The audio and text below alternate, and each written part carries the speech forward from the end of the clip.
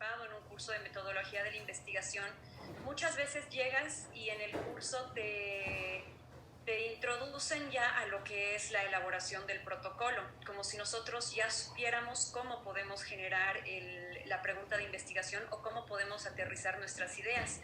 Pero muchas veces, la mayoría de las veces en realidad, cuando empezamos nosotros a hacer nuestra investigación, no sabemos exactamente de dónde sacar la idea, no sabemos, si tenemos la idea, no sabemos cómo plasmarla para que sea algo viable, algo que sea realizable. Entonces, saber cómo elaborar la pregunta de investigación es una base fundamental para que nosotros podamos empezar a desarrollar nuestro protocolo. Por eso, pues, esta plática va a tratar de ser lo más dinámica posible. Vamos a tener muchos ejemplos prácticos y esperamos contar con su participación en un ejercicio posterior. Entonces, antes que nada, pues es importante que nosotros sepamos por qué vamos a investigar. En un punto de nuestra vida nos ponemos a investigar porque tenemos que titularnos, si queremos obtener el título, pues tenemos que presentar una tesis y ese es nuestro motivo, ¿no? Pero realmente ya una vez que salimos de esa presión y de que la investigación sea obligado, la investigación es realmente una actividad muy noble, porque al investigar nosotros empezamos a crear conocimiento y cuando creamos conocimiento es muy importante que lo compartamos y que de esta manera nosotros podamos enriquecernos nosotros, enriquecer a nuestros colegas y a la sociedad en general con lo que desarrollemos con una investigación. Esto es especialmente importante en el campo de la medicina porque toda investigación que nosotros realicemos va a impactar en nuestros pacientes. Entonces, es por eso que la generación del conocimiento médico, el conocimiento que nosotros generemos, va a incidir en la mejora de la calidad de la atención médica y esto pues siempre va a ser en beneficio de nuestros pacientes. Cuando el médico se encuentra con situaciones que no puede resolver, debe empezar a generar conocimiento. Entonces, este es uno de los primeros puntos. Si nosotros nos encontramos con algún artículo que no nos quedó claro o escuchamos algo en una sesión, en un pase de visita que nos llama la atención, entonces debemos empezar a generar conocimiento, debemos empezar a investigar para que podamos proporcionar algo de utilidad a nuestra sociedad. Y nuevamente, como les comentaba, en el área médica, lo que nosotros investiguemos y lo que nosotros lleguemos a encontrar va a influir directamente sobre nuestros pacientes. Por lo tanto, la investigación en el área médica conlleva una gran responsabilidad social. Es por eso que tenemos que aprender a hacerlo bien, tenemos que hacer nuestras investigaciones de manera correcta para que los resultados que nosotros obtengamos sean de beneficio para nuestros pacientes y para nuestra práctica diaria. Tenemos que saber que la investigación es una actividad innata del médico. Puede ser que no lo estemos plasmando directamente en una tesis, en un artículo, pero investigación es algo que hacemos en todo momento. Siempre el médico se va a cuestionar, va a hacerse una pregunta: ¿qué es mejor para mi paciente? Va a revisar la información, va a responder esta pregunta y sobre lo que encuentre va a decidir sobre cómo va a llevar a cabo sus tareas con relación a su manejo con el paciente. Entonces esto lo podemos ver en todos los ejercicios que hacemos de manera diaria con nuestros pacientes. Cuando elaboramos la historia clínica, hacemos la exploración de nuestros pacientes, les damos los medicamentos, siempre estamos buscando nosotros cuáles son las causas de su malestar, estamos integrando diagnósticos, lo podemos comparar con casos previos que habíamos visto o que hayamos leído y tratamos de identificar condiciones irregulares que pudieran estar afectando a nuestros pacientes. Entonces, cuestionarnos es algo inherente del médico, es algo que hacemos todos los días y pues tenemos que aprender a hacerlo de manera ordenada para que esto tenga un buen resultado. Entonces, pues lo que ya les comentaba, el cuestionamiento es una destreza que el médico desarrolla casi de manera natural. Ahora, ¿de dónde surge la pregunta? Le digo, la generación de la idea siempre va a ser el primer paso para desarrollar el proyecto de investigación. Muchas veces estamos pensando, especialmente cuando nos dicen, haz la tesis, se nos borran absolutamente todas las ideas y no sabemos, uy, ¿qué puedo hacer? No se me ocurre nada. Entonces tenemos que aprender a ver de dónde podemos generar o de dónde podemos tomar una idea. Entonces, como ya les había mencionado previamente, todas las preguntas potenciales de investigación pueden surgir durante la práctica diaria, cuando estamos atendiendo a nuestros pacientes, cuando estamos realizando un pase de visita, cuando estamos discutiendo algún artículo en alguna sesión o algún caso. Todo eso empieza a generarnos preguntas que, si sabemos desarrollarlas de manera correcta, pueden llegar a ser estudios y pueden llegar a arrojarnos resultados que sean de utilidad. Ahora, es muy importante que, si bien nosotros nos hagamos diferentes preguntas, tratemos de llevar y de desarrollar las preguntas que veamos que tienen vacíos de información. Entonces, que empecemos a explorar áreas donde la literatura y las recomendaciones existentes no sean consistentes, no sean concluyentes o directamente no existan. Todo esto para que el esfuerzo que nosotros estamos llevando a cabo de pensar en un tema, desarrollar una pregunta y posteriormente desarrollar un protocolo sea en un área que sea útil, ¿no? Y no estemos repitiendo los mismos pasos que ya se realizaron antes, porque pues va a ser un gasto en el tiempo y no va a brindar resultados que nosotros pudiéramos esperar. Entonces, ya para dar inicio y concretar el tema, ¿qué es la pregunta de investigación? Y de cierta manera podemos decir que la pregunta de investigación es el pilar fundamental del proyecto de investigación. Si no tenemos una pregunta, no podemos llevar adelante el desarrollo de un proyecto de investigación. Entonces, esta imagen a mí se me hace muy representativa, porque pues en un iceberg siempre vemos lo que hay de la superficie para arriba, que vendría a ser nuestro protocolo de investigación, ¿no? Lo que ya empezamos a desarrollar, el marco teórico, los antecedentes, los métodos y todo lo que vamos a ver desde la siguiente clase en adelante. Pero ¿qué pasa con todo lo que está debajo?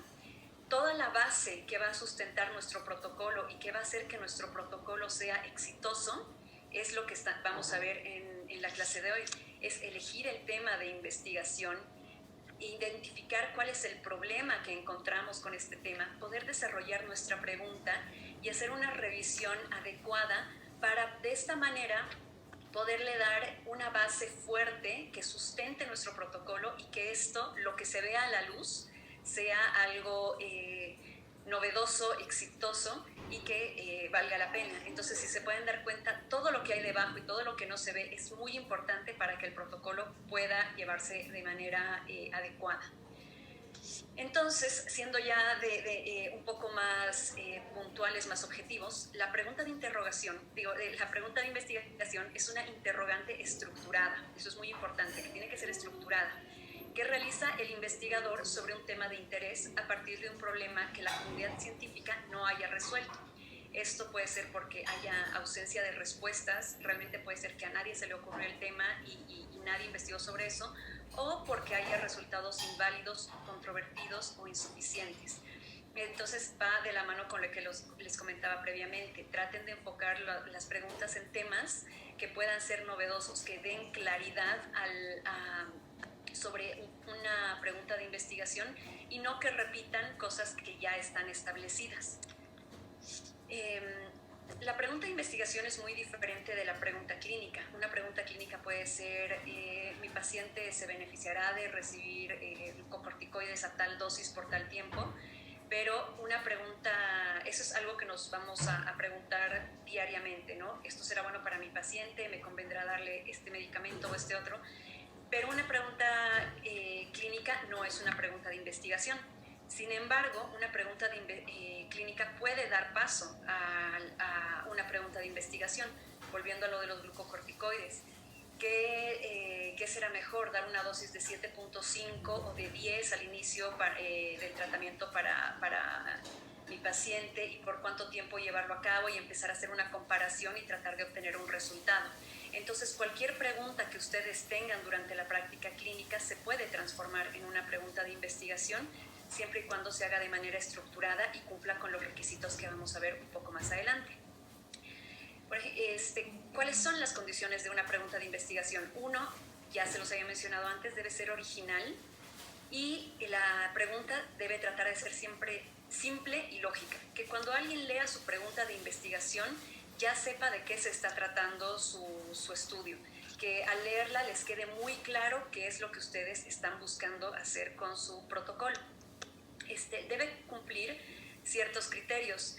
Entre ellos, a mí los que me gustaron son los criterios Finer, que nos hablan de 5 puntos que deben cumplir nuestra pregunta de investigación. 1, ser viable, o sea, feasible en inglés, que nuestro estudio sea viable, que sea interesante, que sea novedoso, que sea ético y que sea relevante. Esto, si nosotros logramos que nuestra pregunta de investigación cumpla con estos 5 puntos, tenemos mucho camino avanzado, porque de esta manera ustedes al hacerse su pregunta de investigación, si empiezan a checar que cumpla con todos estos puntos, están asegurando que el comité de ética de su hospital o el comité científico los avalen, porque están cumpliendo con todas las cosas que tiene que tener una pregunta un protocolo de investigación, y en base a esto van a poder hacer la revisión de la bibliografía y la metodología. Entonces, estos puntos son muy importantes para que ustedes hagan una pregunta que sea válida y que pueda ser aceptada en un protocolo. También es muy importante que consideren que las preguntas de investigación deben ser consistentes con la visión de la institución y sean útiles para el departamento, ¿no? Esto es un plus adicional. Si estamos en el departamento de reumatología de algunos, y se caracteriza porque hace muchos protocolos con ultrasonido y todo, pues también tratar de enfocar a eso y tratar de enriquecer a la institución y al departamento. Ahora, ¿qué características tiene la pregunta de investigación? 1, debe estar relacionado al problema de investigación. Esto puede parecer redundante, pero es algo muy importante y algo que tienen que tener en cuenta para la elaboración de todo su protocolo. Si es que empiezan con una idea, esa idea se tiene que plasmar en cada uno de los apartados de su protocolo. Es por eso que su pregunta tiene que estar muy clara, ¿no? Ustedes tienen que saber realmente qué es lo que quieren estudiar para que esto se plasme en cada componente. Un ejemplo burdo es, si yo les voy a contar el cuento de la Caperucita Roja, tengo que empezar a contarles la Caperucita Roja, y al medio tiene que estar la Caperucita Roja y tiene que estar la Caperucita Roja. No puedo poner al medio a Ricitos de Oro y luego al final que me aparezca la Blancanieves, porque entonces mi historia no va a tener congruencia. Entonces, es lo mismo con la pregunta de investigación. Si elijo un tema, se tiene que presentar al inicio, al medio y al final. Es por eso que tiene que ser congruente y que de esta manera se relacione a lo largo de todo el protocolo con el problema de investigación. Tiene que ser clara y precisa, como ya les había mencionado. Cuando cualquier persona lea su pregunta de investigación, ya tiene que poder darse cuenta de qué es lo que quieren investigar, a quiénes, por qué, etc. Debe iniciar con un pronombre interrogativo. Esto significa que utilicemos las palabras cuál, qué, por qué, para poder iniciar nuestra pregunta de investigación. Y de esta manera también vamos a poder indicar el alcance de la investigación. Y por eso se sugiere que no sean dicotómicas, que mi pregunta no sea usar glucocorticoides, ¿es bueno para controlar los síntomas de mi paciente al inicio de la enfermedad? ¿Sí o no? No seamos tan cerrados de que nuestra pregunta se conteste con un sí o con un no, sino que le demos un alcance más grande, como les mencionaba. ¿Cuál será la dosis apropiada de glucocorticoides para que mi paciente controle sus síntomas al inicio de la enfermedad? Entonces, esta es una pregunta clara, es simple, te dice qué es lo que quieres estudiar y te da opción a que tu respuesta sea de amplio alcance. Ahora, la pregunta va a venir muy relacionada con los objetivos que tengamos, las actividades y las capacidades y el enfoque de la investigación. ¿Por qué es importante la pregunta de investigación? Porque si nosotros formulamos adecuadamente la pregunta de investigación, vamos a poder iniciar de manera correcta el proceso de la investigación y de nuestro protocolo. El desarrollar adecuadamente la pregunta de investigación va a permitir que el investigador uno, enfoque el problema, identifique las variables de estudio, o sea, una sola pregunta ya te puede decir qué variables puedes utilizar, identifiques la población de aplicación e identifiques los posibles desenlaces. Entonces, si se dan cuenta, si nosotros elaboramos adecuadamente la pregunta de investigación, prácticamente podemos ya tener toda la base de nuestro protocolo, el problema, variables, los posibles desenlaces y el alcance que pueda tener. Es por eso que es tan importante que la desarrollemos de manera adecuada. Y también la pregunta de investigación es el eje estructural del protocolo porque, como ya les mencioné antes, va a mencionar todos los componentes que tiene y también nos va a orientar al tipo de estudio que se va a realizar. Ahora, la pregunta de investigación se puede clasificar de muchas maneras, según cómo guste el investigador, según la intencionalidad, la finalidad y el contexto clínico. Si hablamos de la intencionalidad, nos referimos a que cuando alguien lea nuestra pregunta de investigación, entienda qué es lo que pretende el investigador hacer.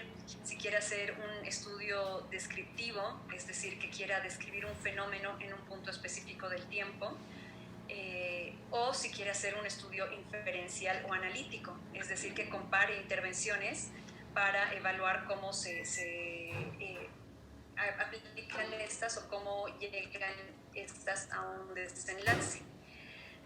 También se puede enfocar la pregunta en base a su finalidad, en el cual el investigador nos va a indicar cuál es el resultado que espera encontrar con su protocolo de investigación. De esta manera podemos diferenciar las preguntas de investigación y los estudios de investigación en cuantitativos y cualitativos. Cuantitativos van a ser aquellos que van a medir con el fenómeno con cifras y cantidad y va a usar probabilidad estadística. Generalmente los estudios que nosotros hacemos en medicina tienden a ser cuantitativos porque nosotros queremos medir algo, queremos ser objetivos, ¿no? Pero también pueden haber estudios cualitativos en los cuales buscamos entender las cualidades de un fenómeno y hace un análisis buscando comparaciones y busca nuevas categorías asociadas a un fenómeno.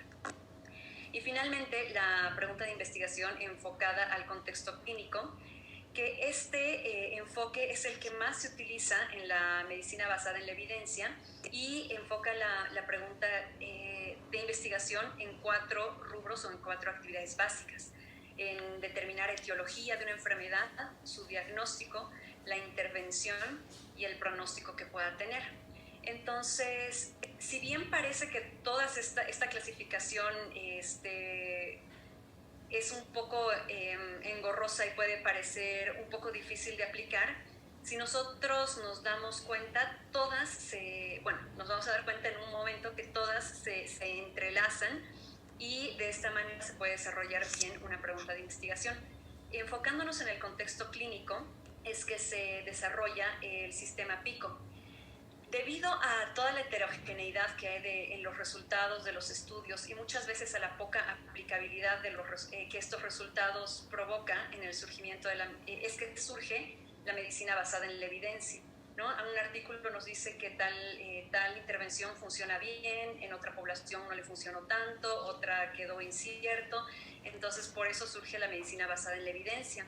Y la medicina basada en la evidencia lo que trata de hacer para unificar todos estos diferentes criterios y establecer una homogeneidad en estos estudios es que establece metodologías y procesos para evaluar la calidad de los estudios y su implementación. Y es de esa manera que origina una estrategia para elaboración de preguntas de investigación, para que los protocolos se desarrollen de una manera adecuada, sean concisos y puedan ser lo más aplicables posibles.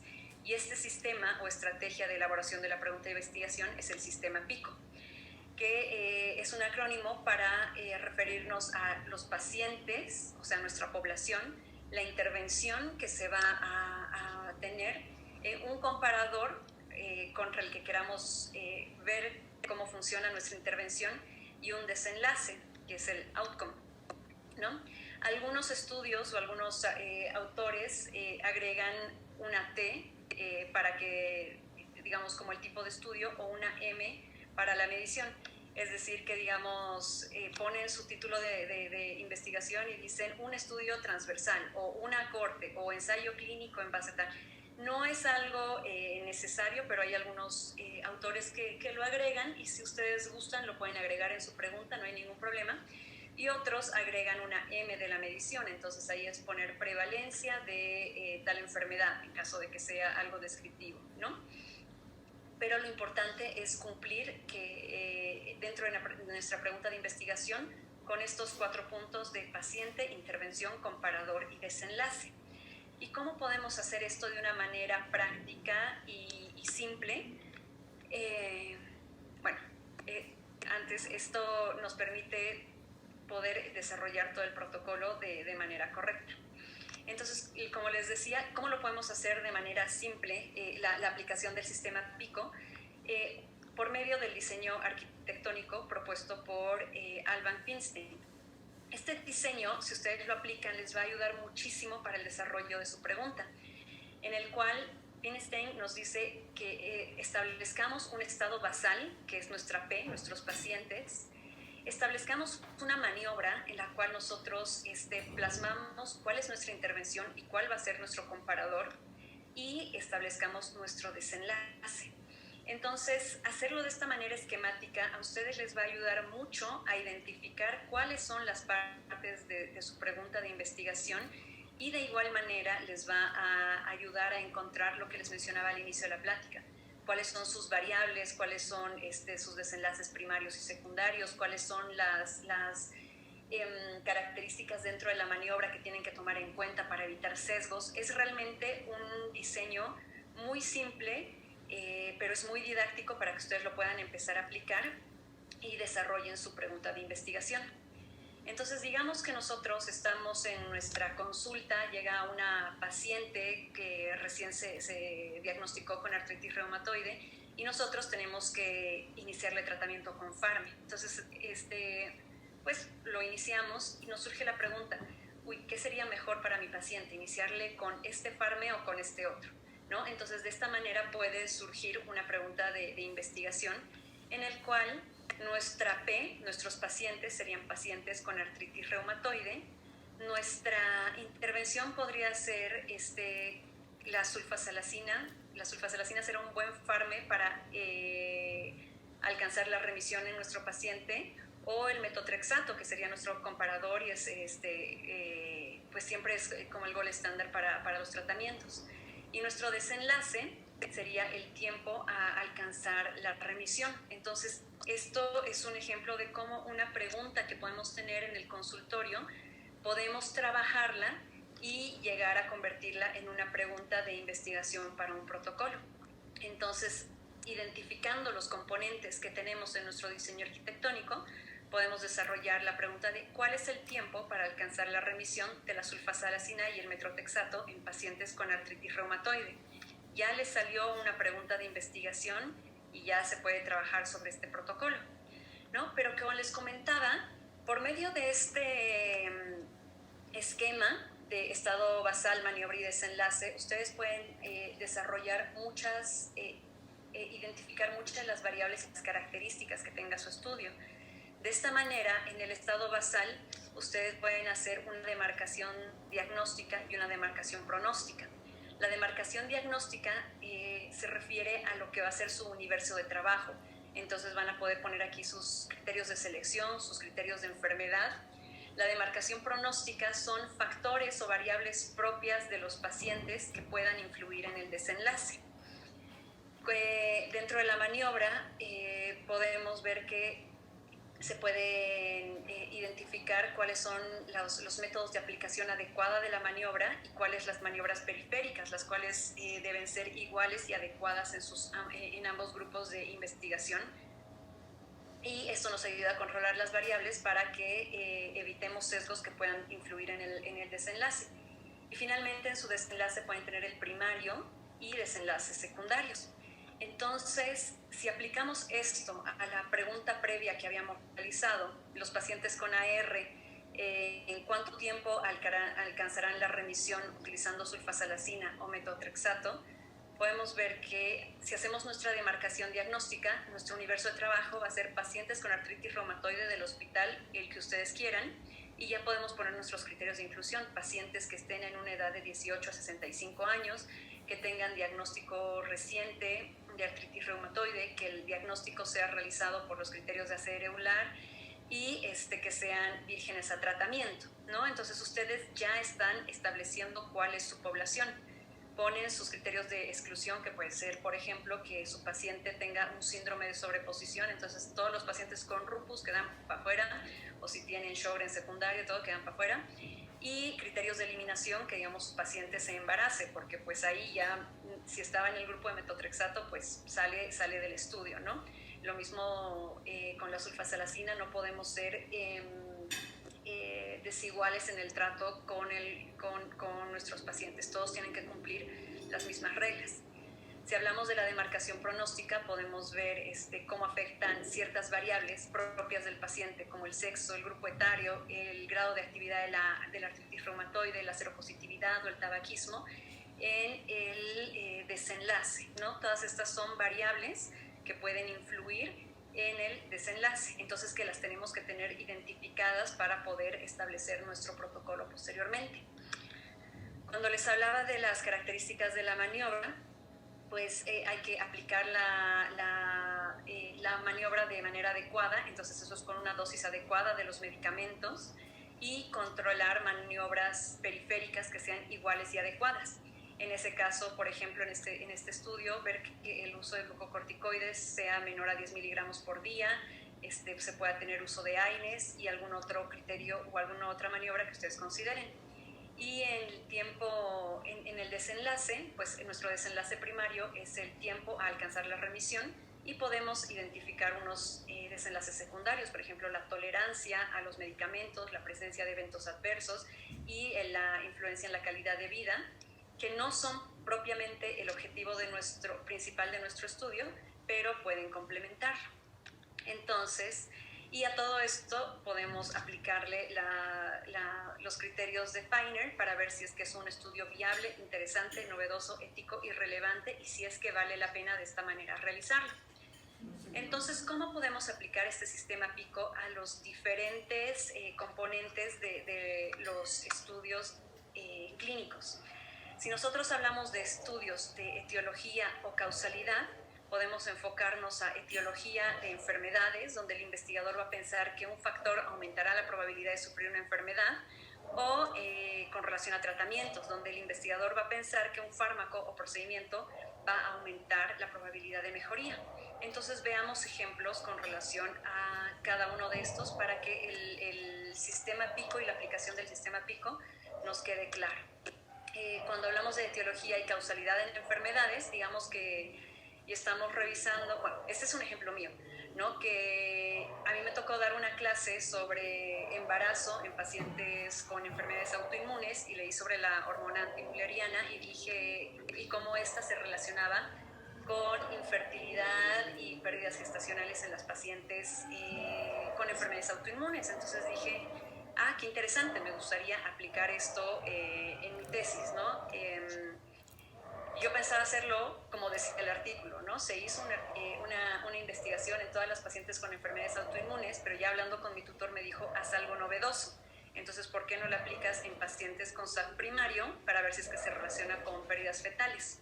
Entonces, de esa manera, aplicando el sistema PICO, pues mi P fueron las pacientes con SAP primario.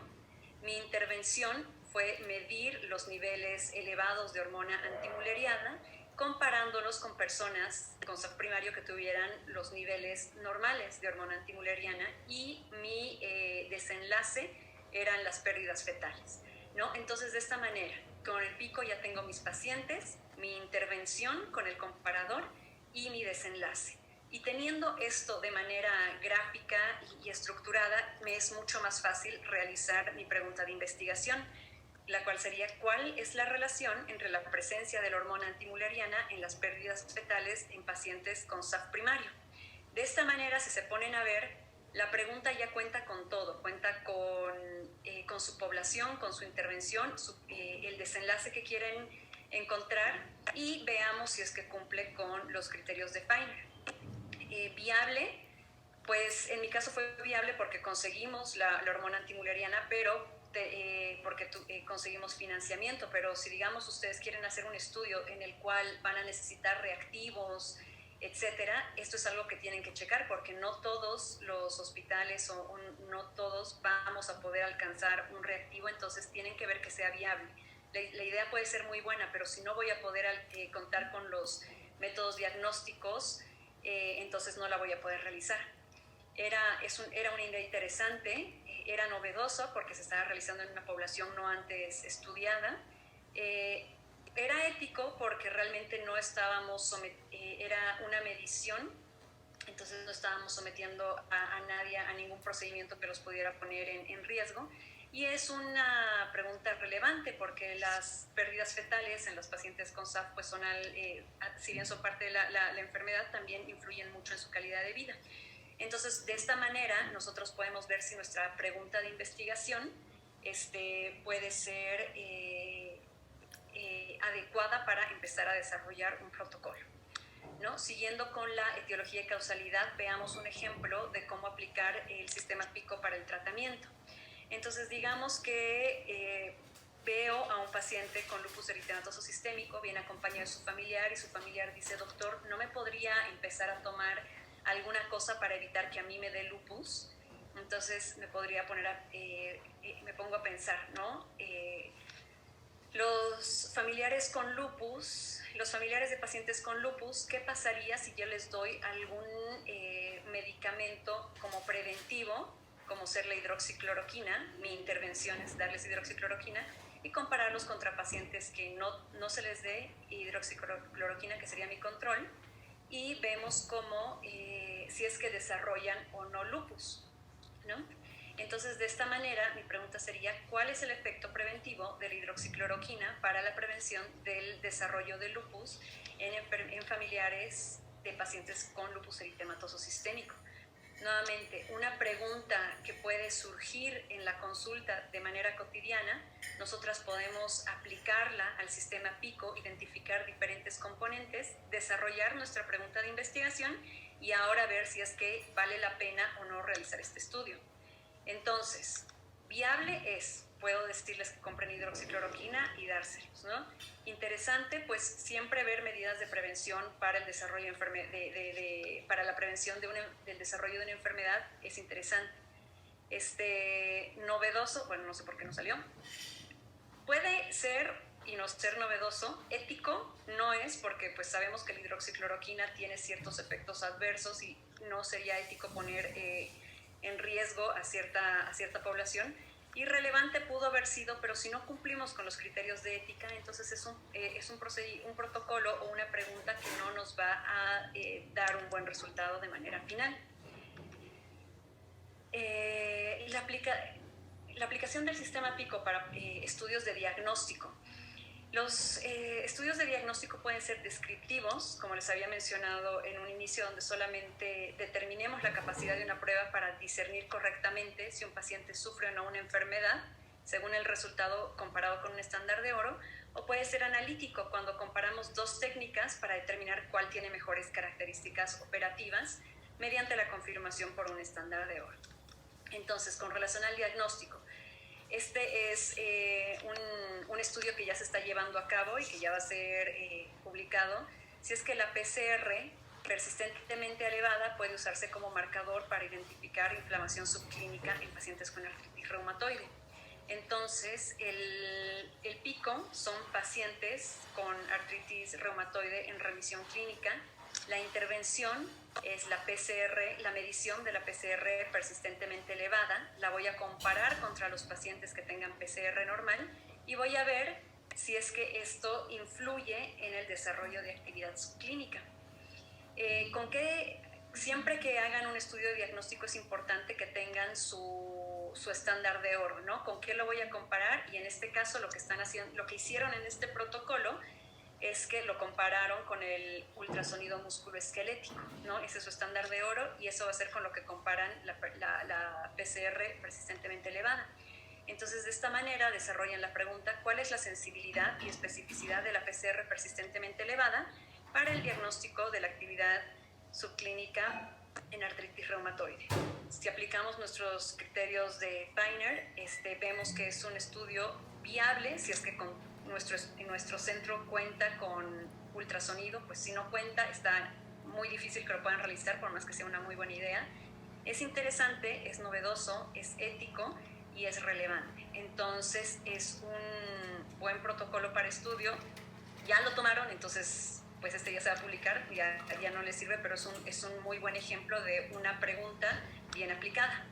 Ahora, si quisiéramos hacer un estudio de diagnóstico analítico o inferencial, digamos que queremos ver si la resonancia magnética es mejor al ultrasonido musculoesquelético para el diagnóstico de miopatía inflamatoria, miopatía por cuerpos de inclusión. Entonces, mi población, mis pacientes van a ser pacientes con sospecha de miopatía por cuerpos de inclusión.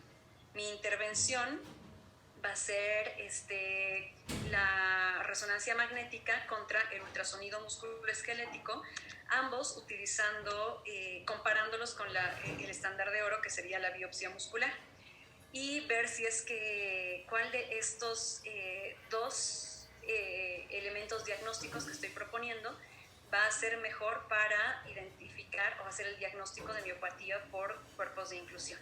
Entonces, de esta manera, mi pregunta de investigación puede ser: ¿qué estudio entre la resonancia magnética y el ultrasonido musculoesquelético tiene mayor sensibilidad y especificidad para el diagnóstico de la miopatía por cuerpos de inclusión? Aplicamos los criterios Feiner. Viable, es muy difícil que cualquiera de nuestros centros haga resonancias magnéticas a pacientes con miopatía. Es un estudio interesante, es novedoso, podría ser ético y es relevante, pero si se ponen a ver si no es viable, entonces pues no vale la pena, por más que sea un muy buen estudio, o hay que empezar a ver si es que se consigue financiamiento para llevarlo a cabo. Con las medidas de intervención, las preguntas de intervención en la medicina basada en la evidencia son típicamente analíticas. El objetivo de una intervención es lograr un efecto sobre la condición para mejorar el desenlace para el personal de salud o el paciente. Y la intervención puede ser farmacológica, educativa o preventiva.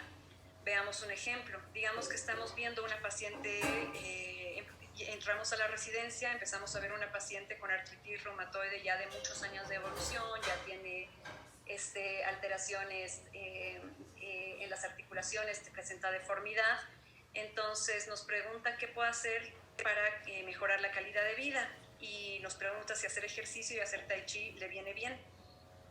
Entonces esto puede ayudarnos a desarrollar una pregunta de investigación. Entonces nosotros hacemos nuestra aplicación del sistema PICO y tenemos que nuestra población son pacientes con artritis reumatoide tardía.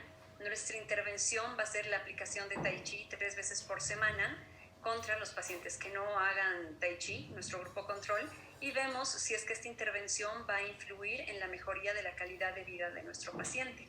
De esta manera vamos teniendo ya todos los componentes del sistema PICO. Podemos desarrollar la pregunta de cuál es la mejoría en la calidad de vida de pacientes con artritis reumatoide tardía que realizan Tai Chi 3 veces a la semana. Y de esta manera vemos también si es que cumple con los criterios Feiner, y vemos que es un estudio que es viable, es interesante, es novedoso, es ético y es relevante. Entonces podría ser un estudio que nos ayude, que podemos poner en práctica, ¿no? Y finalmente, la aplicación en estudios de pronóstico a veces son difíciles de puntualizar, porque muchas veces el pronóstico o el factor que queremos investigar está asociado con las demás tipologías o está asociado con la misma enfermedad. Entonces, en estas de pronóstico, generalmente el investigador no aplica el factor pronóstico, sino que es una característica innata del sujeto de investigación.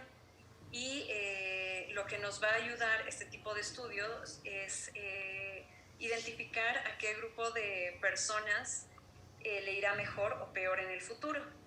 Entonces, nuevamente, ¿qué tal si nos da curiosidad de ver si los valores de anti-CCP, sabemos que el anti-CCP a valores altos nos confiere mayor agresividad de la enfermedad, pero ¿qué tal si también por esto mismo nos dificulta que los pacientes alcancen remisión? Entonces empezamos a crear una pregunta de investigación donde ponemos como a nuestra población los pacientes con artritis reumatoide. Nuestra intervención, que es, como les mencionaba, no la ponemos nosotros, sino que es un factor inherente del paciente, sería la presencia de anti-CCP elevados contra un grupo control que sea que ya sea que los tenga negativos o los tenga elevados a niveles bajos, y cómo esto influye en la remisión de la enfermedad. Entonces, al identificar cada componente de mi sistema PICO, puedo desarrollar mi pregunta de cuál es el efecto de los valores altos de anti-CCP en pacientes con artritis reumatoide para alcanzar la remisión de la enfermedad. Y si vemos, es un estudio que es viable, es interesante, es novedoso, no tiene problemas éticos y es relevante para nuestros pacientes. Entonces puede ser una pregunta de investigación que vale la pena desarrollarse, ¿no? Entonces, perdón, no sé si nos queda tiempo para hacer un ejercicio, si es que alguno de los participantes gusta darnos un ejemplo para poder desarrollar una pregunta PICO ahora, o lo dejamos directamente para la tarea. Sí, claro, podríamos tomar un ejemplo. Si alguien de los participantes, tenemos 99 participantes, si alguien de los 99 participantes tiene una idea de investigación, podría usar, por ejemplo, la pregunta de investigación o lo que está pensando hacer para tesis o alguna pregunta de investigación así diferente, puede participar, siéntanse libres de participar. Sería muy padre para que vean cómo realmente el sistema PICO es una cosa muy aplicable y puedan ver cómo de la nada podemos desarrollar una pregunta de investigación. Entonces, si hay algún voluntario. ¿Alguien voluntario? O otra cosa es que podría pedirle a alguien que participe. ¿Se animan? Los vamos a hacer participar. ¿Eli? Sí, Eli. Hola. Perfecto. Muy bien, Eli. Qué bueno que fuiste.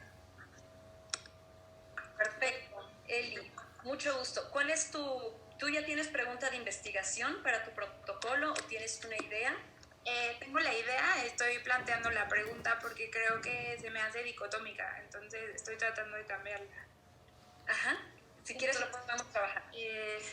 Sería, bueno, ahorita justo hice como el esquema y serían pacientes con artritis reumatoide con actividad clínica, ya sea de leve, moderada o severa. Sería la intervención, la dieta vegetariana. Ok. Y lo que queremos ver es si va a haber disminución de proteínas de fase aguda o adipocitocinas. Disminución de reactantes de fase aguda, ¿puedo ponerle? Sí. Aguda. Ajá, entonces, y tu comparador sería una dieta normal, ¿no? Ok, entonces, aplicando el sistema PICO ya podemos ver que la pregunta de Eli identifica su población, los pacientes con artritis reumatoide, con actividad de la enfermedad, ya sabe cuál es su intervención, tiene un comparador, porque siempre, bueno, ya lo van a ver más adelante cuando veamos la parte de estadística, para poder sacar probabilidades y poder sacar sus riesgos relativos, etcétera, necesitan tener contra quién comparar. Entonces, ok, pacientes que lleven una dieta normal y ver cómo influye la dieta en la disminución de los reactantes de fase aguda. Si quieres podemos trabajar para que vean cómo se puede elaborar casi todo el protocolo si es que tienen bien identificados los componentes de la pregunta PICO. Entonces, el universo de trabajo serían pacientes con AR de tu hospital, ¿no? Sí. Hospital y ya puedes empezar a ver pacientes con artritis reumatoide con actividad de la enfermedad. ¿Qué quieres incluir? ¿Quieres incluir una edad? ¿Quieres incluir cierto tiempo de evolución de la enfermedad? Más que el tiempo de evolución, va a ser el tiempo de la intervención. Ok, eso lo vamos a poner entonces en la maniobra. Okay. ¿Qué características van a tener tus pacientes? Pues que tengan actividad, no pueden estar en remisión. Ok. Sería por DAS 28. Ok. Entonces, pacientes con actividad por DAS 28.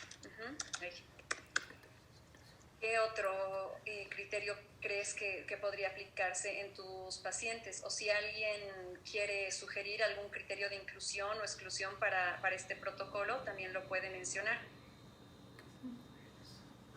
También ahí sería incluir la edad. De 18 a 65 años. Ok.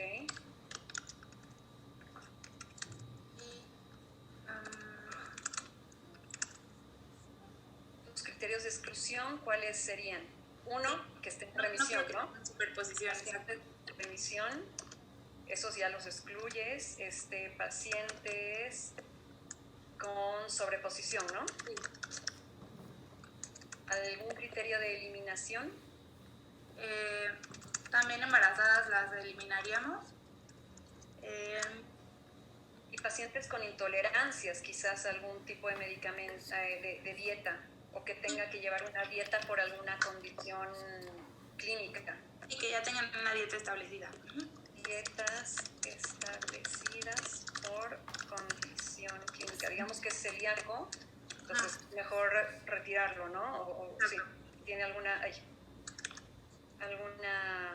otra condición. Entonces pueden ver cómo de esta manera, al hablar de nuestra población, empezamos a identificar cuáles son las características que tiene o no tiene. Eli luego va a poder desarrollar a mayor profundidad, pero ya nos empieza a orientar sobre cómo, a quiénes va a influir y qué características deben tener, que como recuerdan es parte importante de la pregunta de investigación.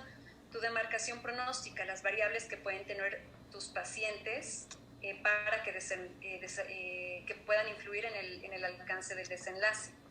Entonces, aquí generalmente entran, y así como tip, casi siempre van a entrar las variables que se ponen en una tabla de descripción de la enfermedad. Por ejemplo, la edad, el sexo, digamos, puedes diferenciarla por grupos de actividad, porque seguramente puede haber diferencia entre los que tienen actividad leve contra los que tienen actividad moderada o severa, ¿no?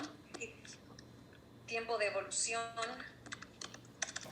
No sabemos si va a ser lo mismo los pacientes que se acaban de diagnosticar o que tienen 5 años de diagnóstico o tienen más de 10 años de diagnóstico. Entonces, todas estas son características que van a presentar sus pacientes y que, como les comento, son las que ustedes van a poner en su primera tabla. Cuando empiecen con los resultados, son las características y las variables que vayan a analizar. Con aplicación adecuada de la maniobra, aquí tú vas a tener que pensar en cómo vas a asegurarte que cumplan adecuadamente la dieta, ¿no? Y las maniobras periféricas, creo que ya me las estabas mencionando hace un momento, digamos, es, no sé, que tengan seguimiento por un nutricionista.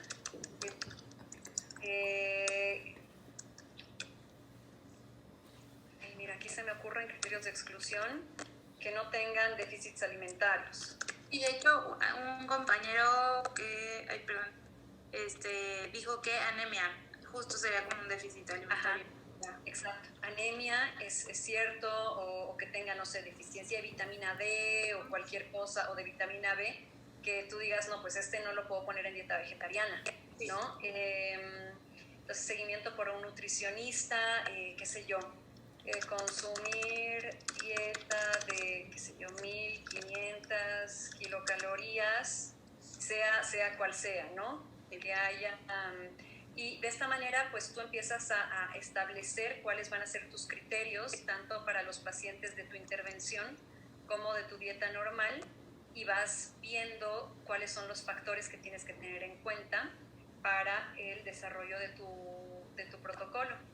Entonces, tu desenlace primario sería la disminución de reactantes de fase aguda, y puedes empezar a ver otros secundarios, ¿no? Quizás pérdida de peso, mejoría de calidad de vida. ¿Qué otras consideras que podrían entrar en tu protocolo? También, bueno, íbamos a ver como, bueno, obviamente la mejoría de la actividad, del DAS 28. Y pues estábamos valorando si íbamos a meter adipocitocina, si hay disminución en estas. Entonces, ¿de qué? No te escuché bien. De adipocitocinas. Entonces, de esta manera, o sea, en 5 minutos más o menos pueden ver cómo una duda se puede plasmar en el sistema PICO, pudiendo identificar bien cuál es cada componente que nosotros queremos desarrollar, y cómo, teniendo determinado esto, podemos empezar a ponerle características a cada una de nuestros componentes, a nuestros pacientes, a la población y a nuestros desenlaces, todo esto para poder armar el protocolo. Entonces, muchas gracias, Eli, por tu valor y tu ejemplo.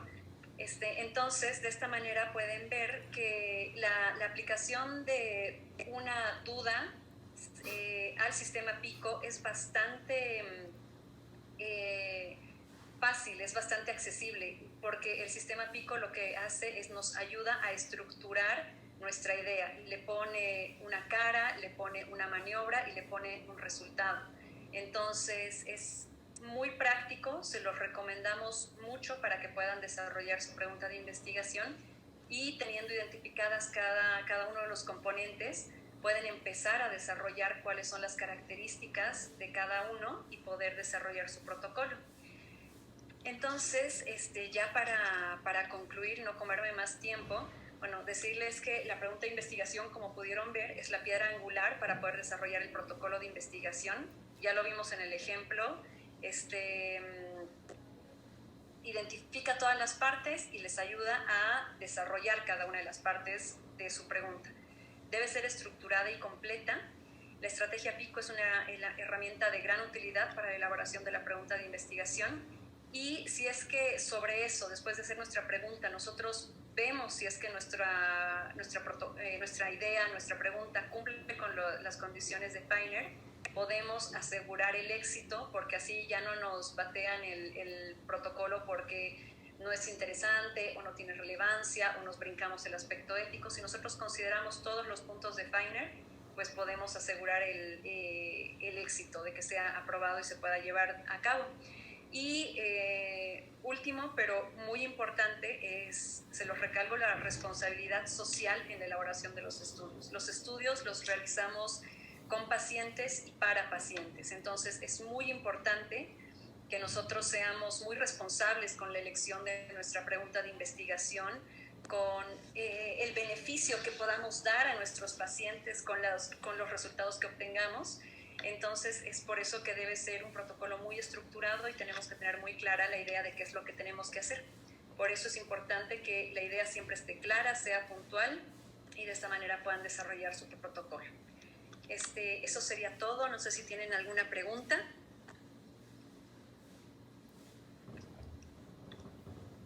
¿No? Si no hay ninguna pregunta, pues les agradezco mucho. Aquí les dejo mi contacto por si tienen alguna pregunta. En tiempo y forma.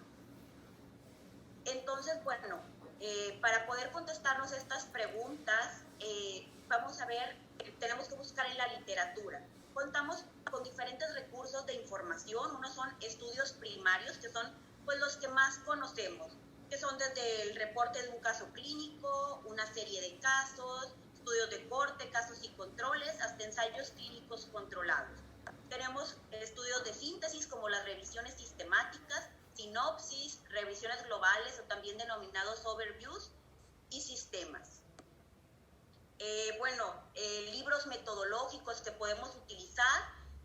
Contamos con diferentes plataformas que ahorita las más utilizadas, porque pues nos compactan muy bien la información, es UpToDate y también la plataforma de eMedicine, que aquí están las direcciones electrónicas para consultarlas. Y bueno, tenemos un sinfín de buscadores en los cuales nos podríamos perder y trataré de hacer un resumen de ellos.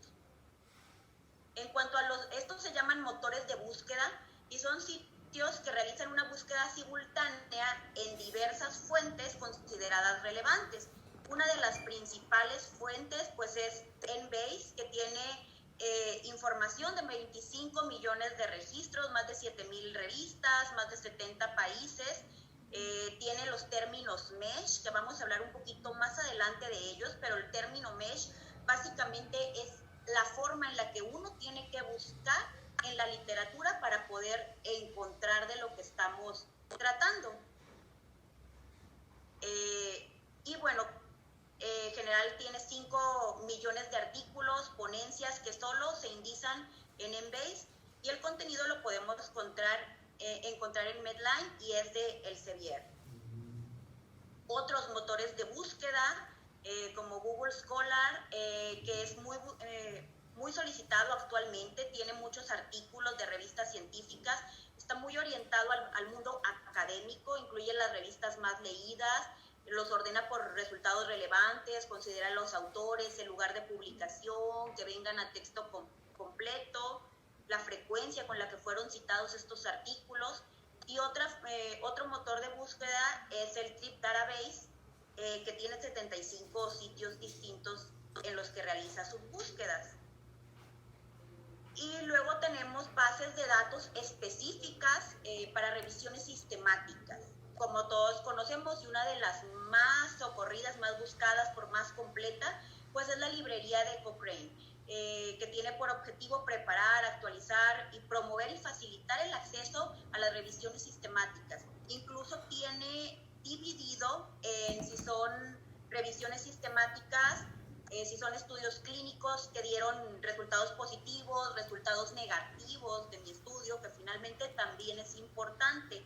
A la hora de publicar, bueno, a veces nos desanimamos porque nuestro estudio no dio resultados positivos o nuestra hipótesis no fue la correcta. También eso es publicable. Y la revista Cochrane cuenta con esa división para poder buscar. También está otra que es la Clinical Evidence de la editorial BMJ, que tiene pues todos los estudios detallados, todas las revisiones sistemáticas, se evalúan beneficio, daño del tratamiento, medicina basada en evidencia y también materiales de capacitación. Y ya centrándonos en bases de datos de estudios primarios, que son los primeros que les comentaba, desde caso clínico hasta ensayo clínico, bueno, pues son la principal fuente de información, nos va a permitir acceder a artículos originales independientemente del nivel de evidencia. Y vamos a ver la metodología de cada uno de ellos.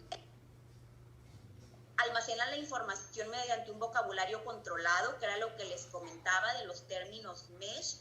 En estas bases de datos se requiere mayor expertise al momento de realizar la búsqueda, ya que de lo contrario podemos encontrar muchísima información al respecto o podemos concluir que nadie ha publicado al respecto, cuando en realidad sí se había publicado, pero no lo pudimos buscar de la mejor manera. De ahí la importancia de la revisión en la literatura. De aquí la principal pues es Medline, que es la más utilizada, contiene artículos de las revisiones periódicas de todo el mundo en la biomedicina, 50% corresponden a publicaciones originales pues de Estados Unidos, y utiliza el vocablo de indización en términos MESH. tenemos otras plataformas, que esta pues está en PubMed, la podemos encontrar, que es por todos conocida. Tenemos otro que se llama Web of Knowledge Walk, que anteriormente se llamaba EASY, que está integrado al Thomson Reuters. ¿Qué es esto y por qué nos suena más? Pues básicamente este es el principal indicador del nivel de evidencia de cada revista, del factor de impacto que tienen las revistas. Entonces, aquí es la que va variando año con año y sobre todo la conocemos por eso, por darnos el factor de impacto de las revistas, pero también tiene un apartado para buscar información y revisión de literatura. Y bueno, algo bien importante que muchas veces se nos olvida, solemos buscar o hacer revisiones en PubMed, pero olvidamos esta base de datos que contiene literatura científica de salud en Latinoamérica y el Caribe. Entonces, si estamos buscando estudios en nuestra población, pues olvidamos muy frecuentemente hacer una búsqueda en LILACS, que tiene, pues también es una muy buena plataforma, y siempre que vayamos a buscar, y para poder decir ahora sí que no hay nada en mexicanos, en América, pues también valdría la pena realizar la búsqueda y no olvidarnos de las plataformas latinoamericanas. Bueno, una vez utilizando los términos de búsqueda, como ya vimos con la pregunta de investigación, la vamos a desglosar de acuerdo al PICO, que ya lo acabamos de ver, o PICOR en español, que bueno, ya sabemos que rápidamente pues consta de los 4 componentes: pacientes, intervención, comparador, y resultados. Y para cada uno, tanto para pacientes como la intervención, comparador y los resultados, lo vamos a definir en términos MESH o DEX, que aquí están los dos, que los términos MESH pues son los de PubMed básicamente, y los términos DEX también se pudieran utilizar, aunque son mucho menos populares o mucho menos frecuentes. Los términos de búsqueda se pueden utilizar desde términos libres, truncamiento de palabras. ¿Qué es esto de truncamiento de palabras? Cuando tenemos que buscar varias cosas, pues en PubMed es el asterisco el que nos va a truncar esta palabra. Por ejemplo, si estamos haciendo una búsqueda en adolescentes, podemos poner teen asterisco. ¿Qué significa esto? Que me va a buscar todo lo que tenga que ver con teen. Teenage, teenager, teen, teens, todo lo que vaya enfocado a esto. Entonces podemos poner el asterisco en PubMed o bien el signo de interrogación para DEX. Y así podemos tener una búsqueda un poquito más amplia y no restringida a un solo término. Podemos hacer una combinación de términos a través de los conectores. Los principales conectores que utilizamos, sobre todo en PubMed, pues es OR, AND y NOT. OR es inclusivo, es decir, me va a encontrar todas las palabras que incluyan una u otra, pero las dos palabras. Es decir, por ejemplo, hablando otra vez de teens, podríamos utilizar adolescent, teen, young people, y todo lo vamos a mezclar con OR y me va a buscar todo lo que vaya en relación a esta información. Y luego tenemos, después de utilizar OR, vamos a hacer otro cribado de mi revisión de la literatura con el conector AND, y este es excluyente. Solamente me va a filtrar los resultados que incluyan los dos componentes, este y este. Por ejemplo, adolescentes y lupus, adolescentes y artritis, pero tiene que llevar las dos palabras, los dos términos que estoy juntando con mi conector, y esos son los resultados que me va a arrojar. Y luego podemos volver todavía a filtrar más. ¿Para qué utilizamos los filtros? Bueno, pues en un mundo tan rápido en el que tenemos que entregar las cosas para ya, y tenemos la clase, la sesión, pasar visita, el paciente grave, y no tenemos mucho tiempo y no podemos leer a lo mejor los 200 artículos que nada más buscándolo en Google me van a aparecer. Para esto utilizamos todo esto, para eficientizar mi tiempo.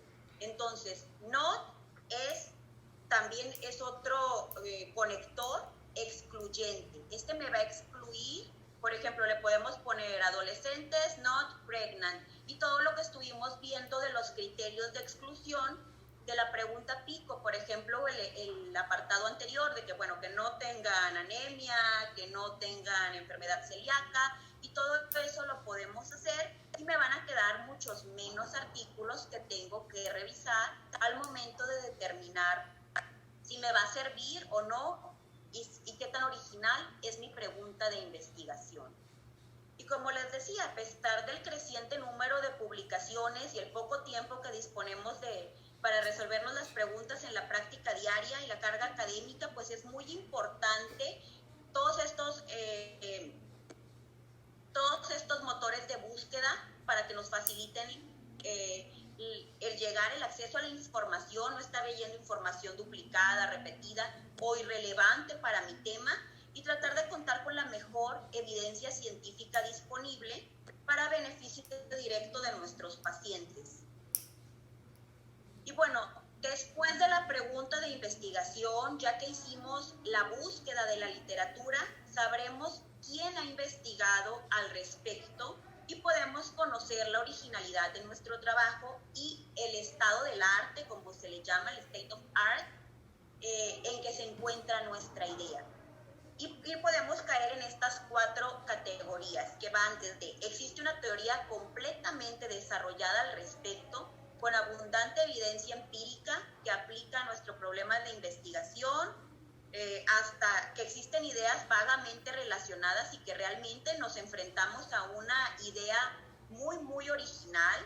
Digo que es, en el menor de los casos, es la idea más original, pero podemos pulirla en todos estos variantes, desde hay varias teorías, ninguna se acepta hasta hoy en día, descubrimientos parcialmente interesantes respecto a mi idea, y con esto podemos determinar, ¿seguimos o mejor vuelvo a buscar otra pregunta de investigación?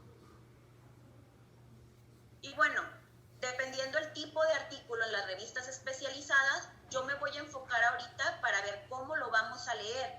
Digo, muchas veces nos ha pasado que 2 personas leemos el mismo texto e interpretamos cosas completamente diferentes y dice uno, ¿a poco leímos lo mismo? ¿Por qué? Porque es la manera en la que podemos leer e interpretar un artículo científico. El artículo científico no lo leemos como leemos cualquier otra revista, entonces vamos a dar algunos tips para poder leerlo rápido, eficaz y que sea entendible, ¿verdad?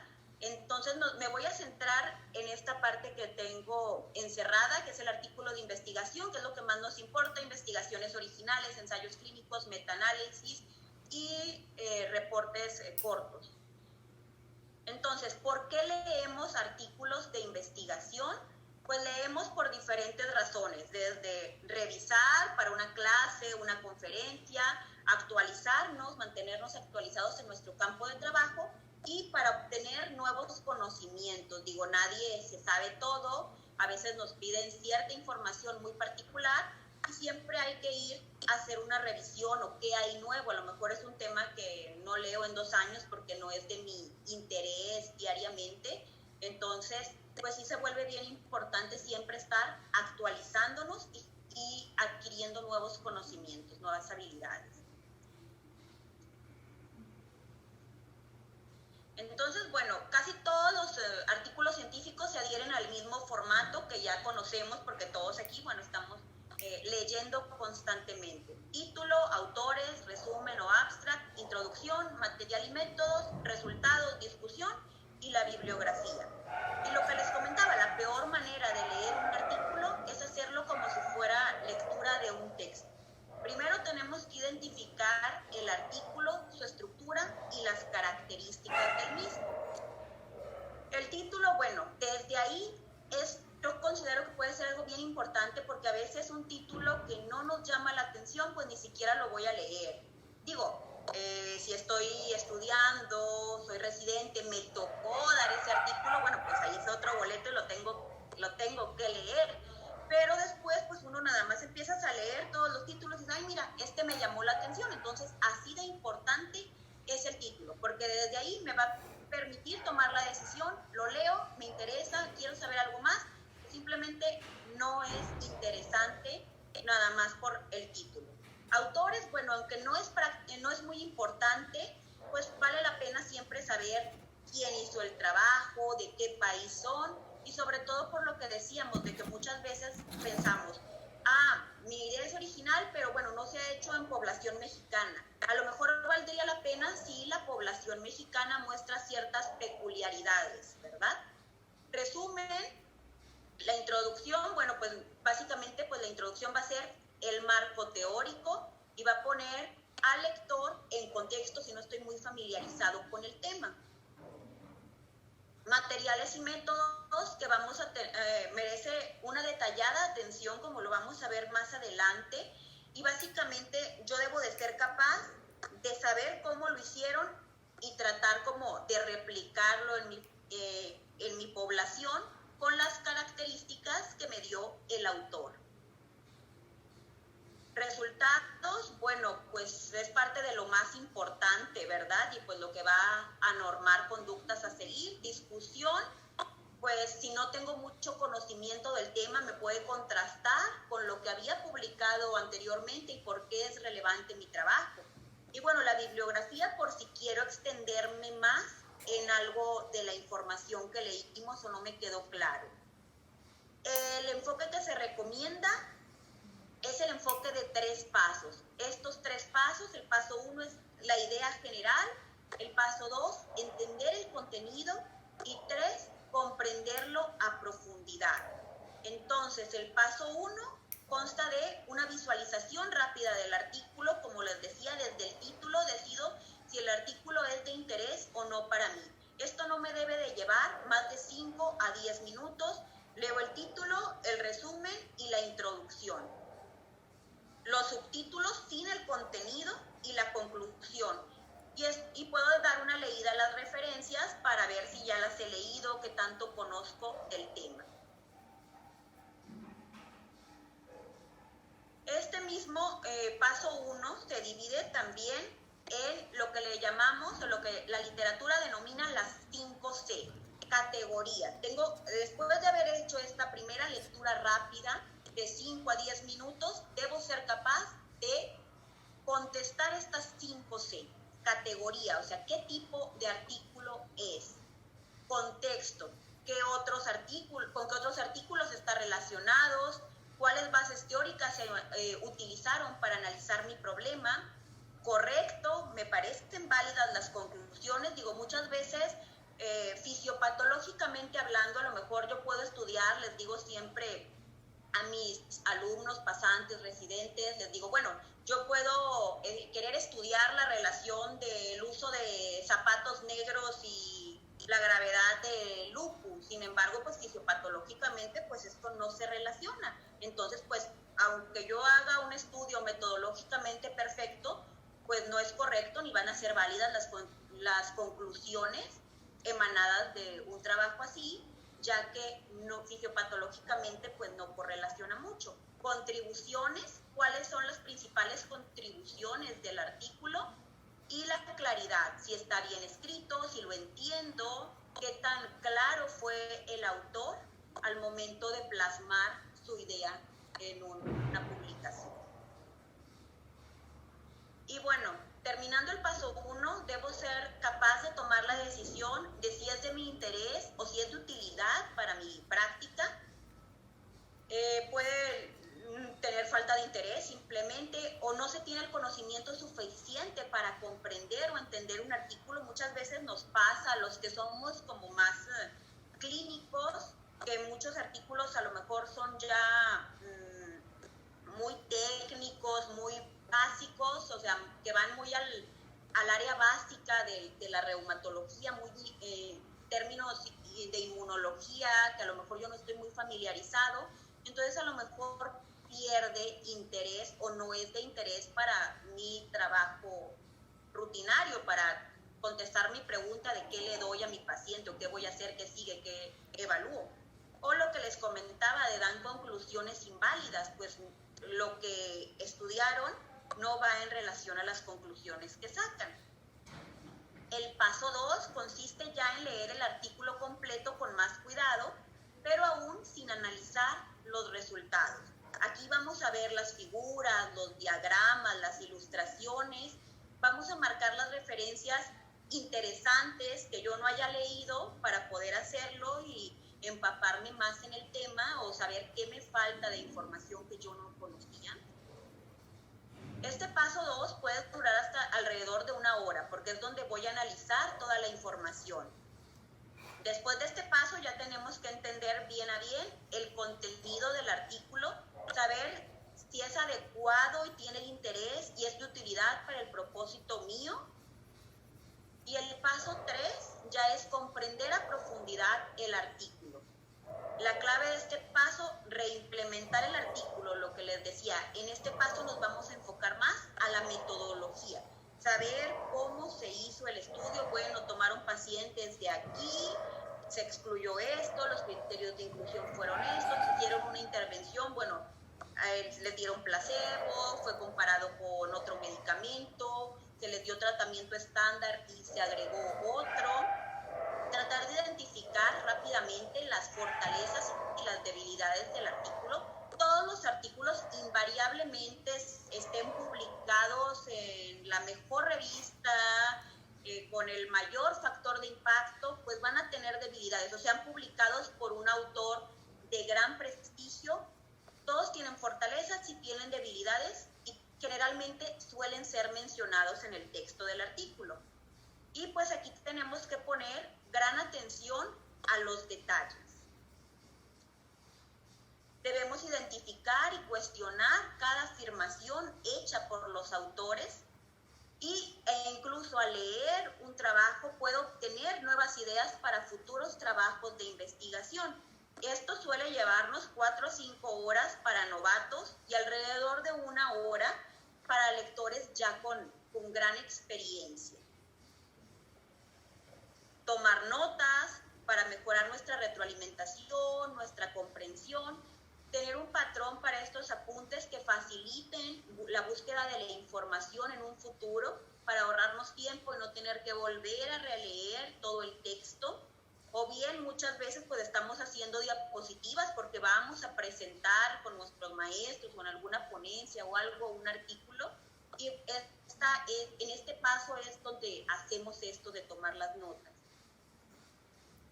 Y bueno, nada más para recordarles que el proceso de publicar en cualquier revista científica, el tener un texto publicado, pues va desde identificar el trabajo original, hacer el registro de toda la información, hacer las gráficas, las tablas, escribir el artículo en un formato que nos lo pida la revista, usar imágenes de calidad, después se envía el artículo a la revista de interés o a la conferencia en la que la vamos a utilizar.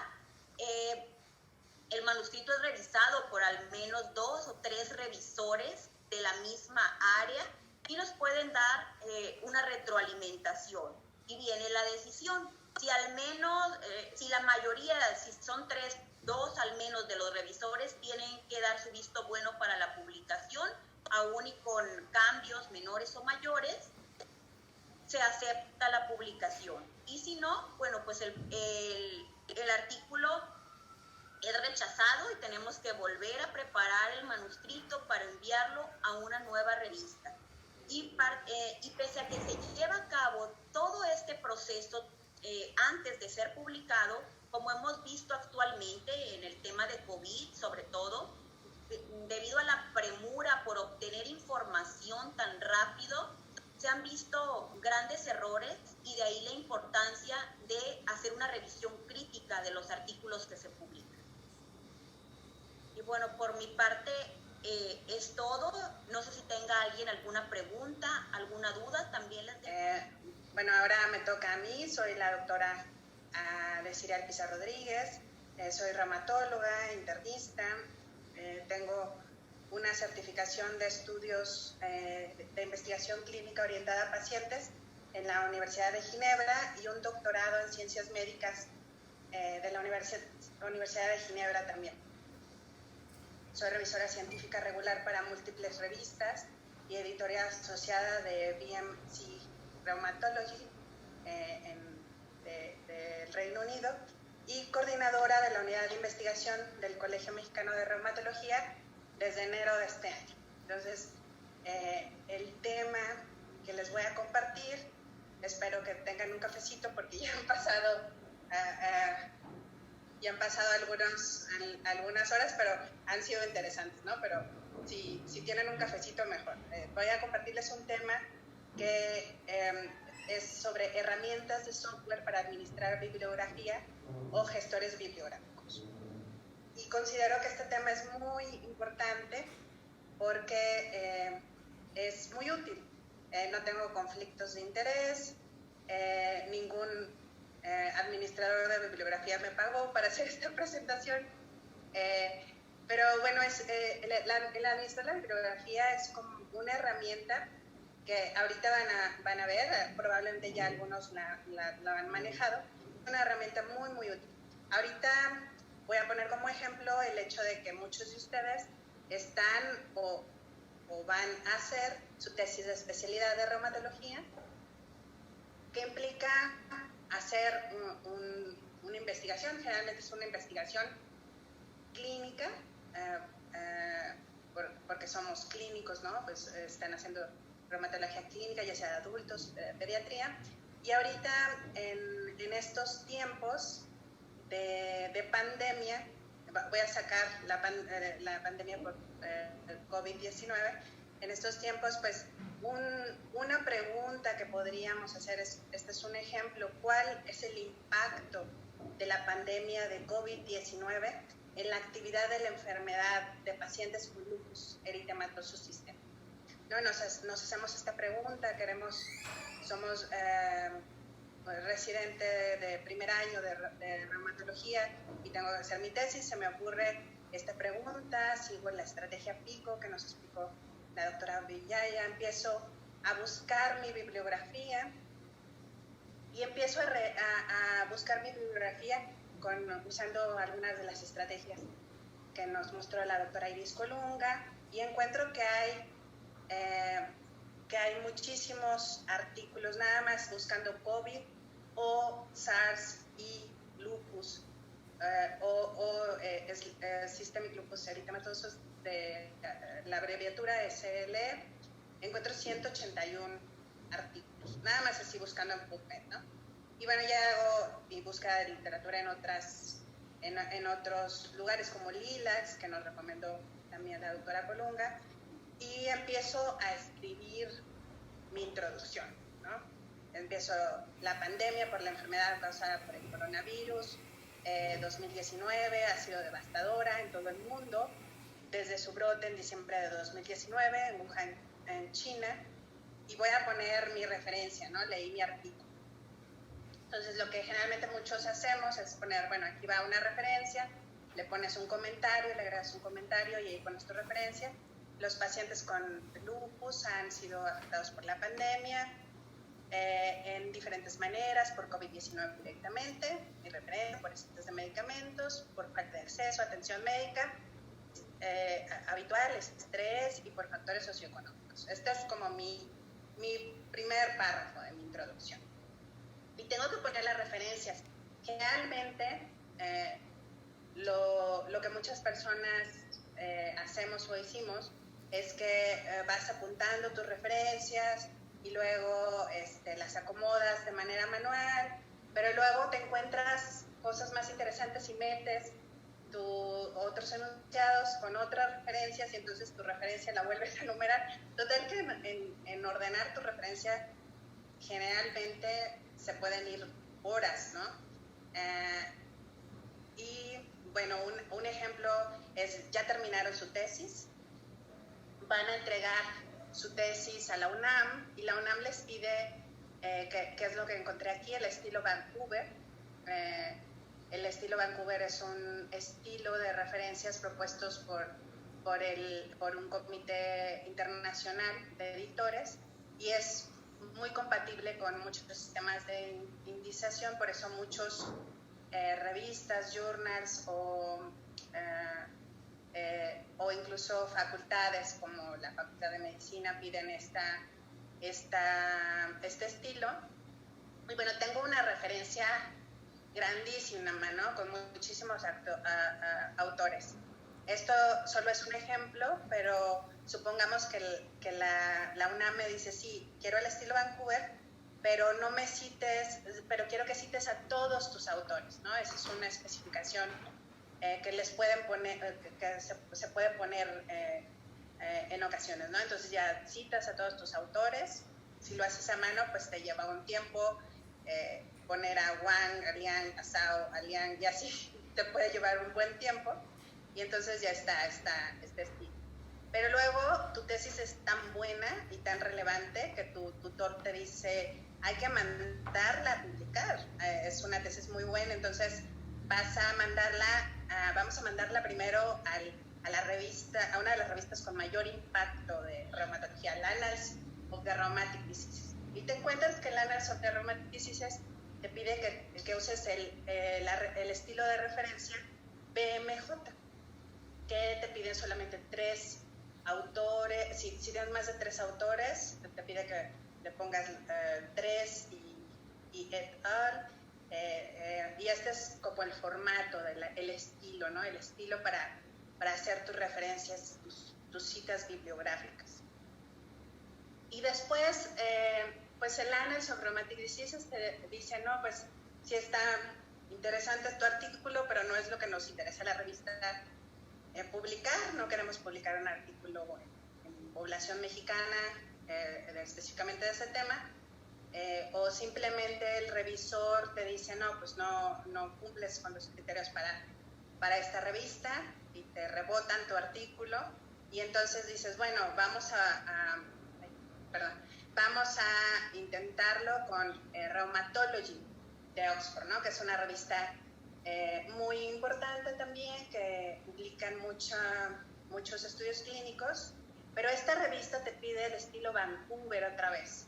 Entonces tienes que volver a acomodar tu bibliografía, y ahora no te pide 3, te pide 6 autores. Entonces, entre acomodar tu bibliografía para la tesis, luego para el Annals sobre Rheumatic Diseases, luego para mandarlo al Rheumatology, pues ya se te fueron muchas horas de tu vida. También en fijarte en los estilos que piden. Muchas veces las revistas de investigación te piden cierto estilo, pero modificado en ciertas cosas, ¿no? Entonces tienes que hacer las modificaciones, y si lo haces de manera manual, pues te lleva mucho. Pero existen los softwares que son administradores de bibliografía, y son aplicaciones informáticas para manejar las referencias bibliográficas obtenidas a partir de diversas fuentes. Ahorita les voy a mostrar cómo incluso desde PubMed podemos extraer ya las referencias e ingresarlas a nuestros administradores de bibliografía. Existen muchísimos programas, pero todos ellos sirven para lo mismo. Permiten crear e importar automáticamente referencias bibliográficas de diferentes fuentes, actualizar y organizar las referencias. Las puedes organizar, por ejemplo, las referencias de tu tesis.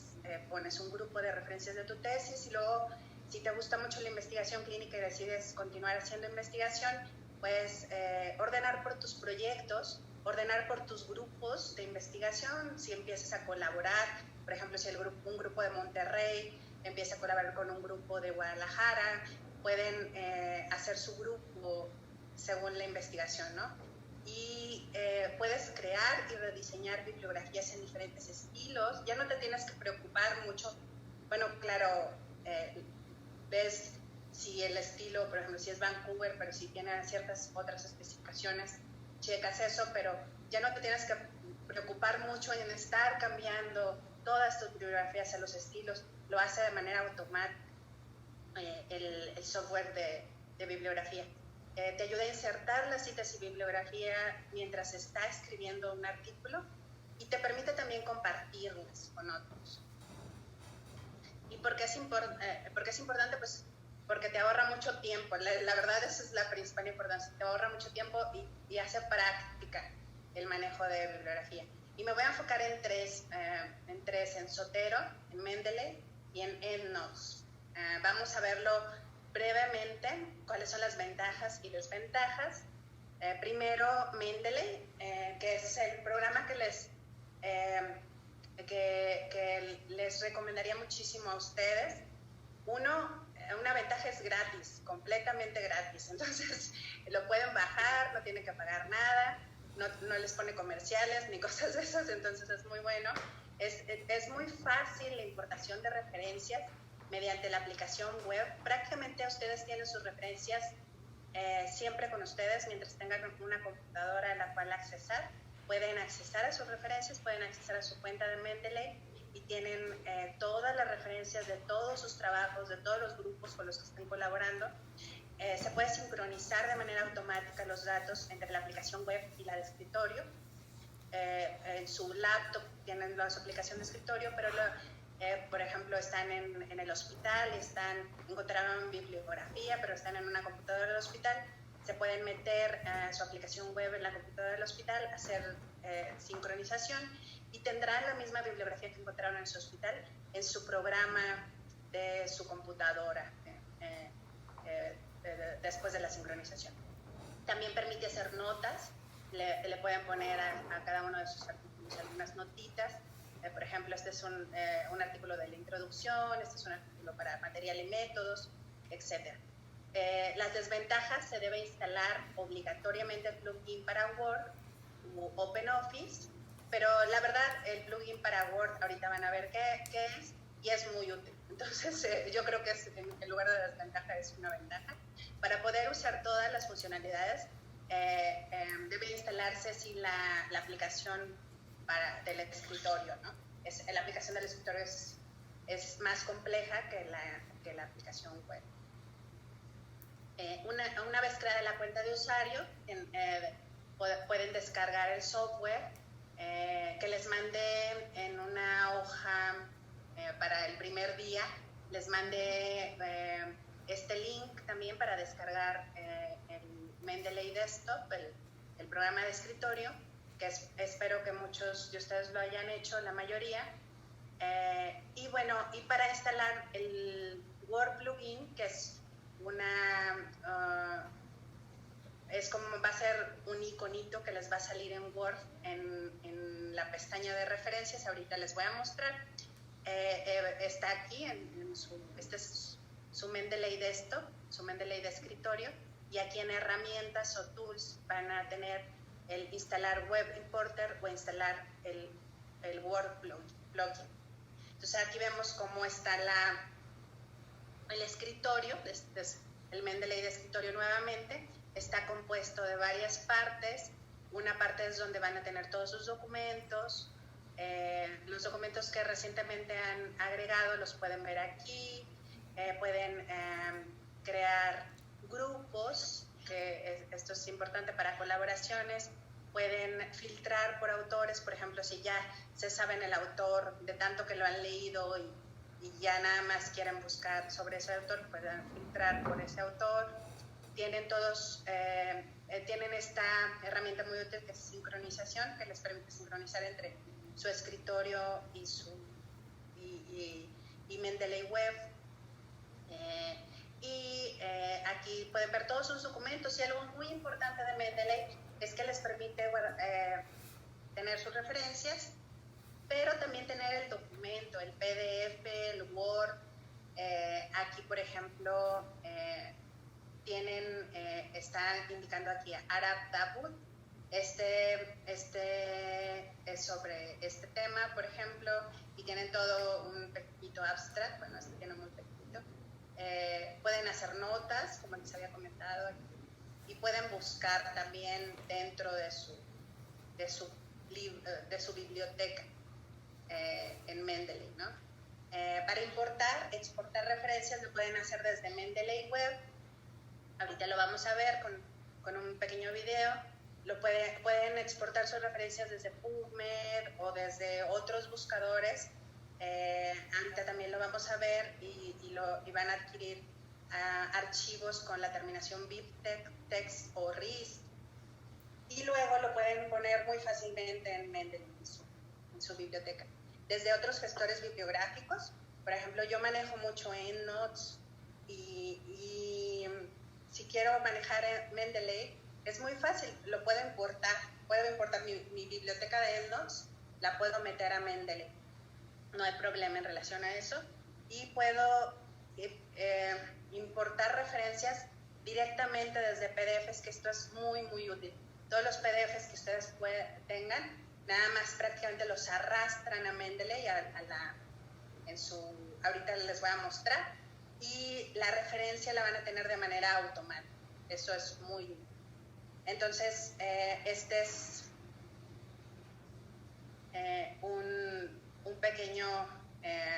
una pequeña muestra. Esta es otra vez el escritorio de Mendeley. Aquí está archivo. Cuando abrimos archivo podemos ver que podemos agregar ya sea archivos o ya sea folders. Podemos agregar también referencias manualmente. A veces las referencias, por ejemplo, vienen de un libro que no se encuentran muy fácilmente, y lo pueden agregar. Podemos importar, como les había comentado, me voy a regresar. Podemos importar por todo EndNotes, por tipo de archivos BIB, por RIS. Podemos importar nuestra librería Zotero, que es otro manejador de bibliografía. Y podemos exportar también nuestras referencias de Mendeley a otros manejadores de referencias. Podemos ver nuestras referencias como citas o como tablas. Podemos cambiar de estilo, por ejemplo, de Vancouver a cualquier otro estilo. Podemos buscar estilos, obtener más estilos. A veces van a ver que cuando entran a alguna revista que quieren publicar ahí, por ejemplo Nature tiene su propio estilo, y ellos mismos les van a dar el archivo del estilo de Nature. Entonces nada más ese archivo, a través de su navegador, lo agregan. Este es Mendeley Web, que aquí se pone como un pequeño iconito. En Mendeley Web ahorita lo que vamos a hacer es agregar una bibliografía.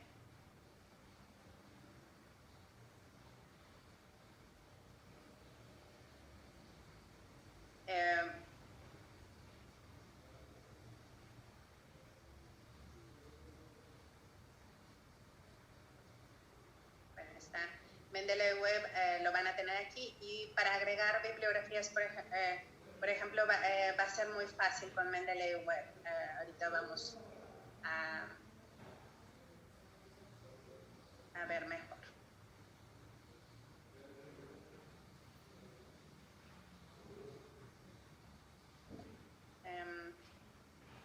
Otra cosa es que pueden ver archivos PDF directamente, como les había comentado. Pueden bajar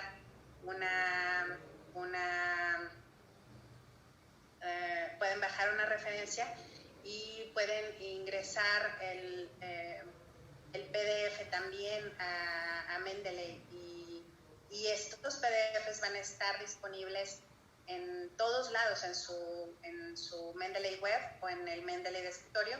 Aquí, por ejemplo, esta referencia de un grupo Reuma, que es un grupo con el que estoy trabajando sobre ciertos temas, y aquí uno de los investigadores con los que trabajo agregó muchos PDFs, ¿no? Entonces ya nada más queremos ver algún artículo y abrimos el PDF. Aquí estoy en el Lancet. Entonces aquí es este artículo sobre acitromicina en COVID-19, y quiero tener la bibliografía, y entonces veo que aquí en Share dice Mendeley, entonces le doy clic ahí a Mendeley y me va a poner la opción de grabar mis documentos en mi librería, esa referencia en mi librería de Mendeley. Entonces me muestra incluso el abstract, me muestra otras referencias por si me interesan, pero nada más me interesa esta, entonces le pongo importar. Entonces le voy a importar a Mendeley y lo voy a tener en mi Mendeley aquí, en mi Mendeley web y en mi Mendeley de escritorio también, que eso es muy importante.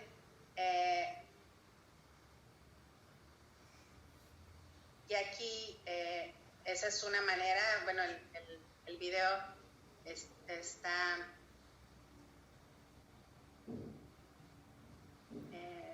por ejemplo, si quiero, aquí está la referencia y me encuentro en el Lancet de este otro, ¿no? Que está súper interesante sobre vacunas, entonces también lo quiero. Entonces le doy clic y directamente en la revista de Lancet puedo ver este artículo y ya van a ver que aquí ya el Mendeley, en el Mendeley web va a salir esta opción, van a ver el iconito por aquí en su escritorio y directamente ya nada más les va a dar la opción de agregar esta referencia, ¿no? Entonces ya tenemos, bajamos la referencia sobre las vacunas, la referencia sobre este estudio de acitromicinas y este es el Mendeley web para que también chequen cómo visualizan el Mendeley web y nos vamos al Mendeley de escritorio. Aquí voy a hacer el intento de buscar mis artículos, pero es difícil encontrarlos como vaccine porque tengo muchos de vacunas, entonces me voy a los que agregué recientemente y no los veo en primera intención. Entonces lo que tengo que hacer, que es muy importante, es nunca olvidar, es que tengo que sincronizar. Y entonces una vez que sincronizo, voy a tener estos artículos que busqué en la red y van a estar estos artículos del Lancet, ¿no? Aquí ya salió el de acitromicina y aquí va a salir, y aquí ya está the safety and immunogenicity sobre la vacuna, ¿no? Y perdón, aquí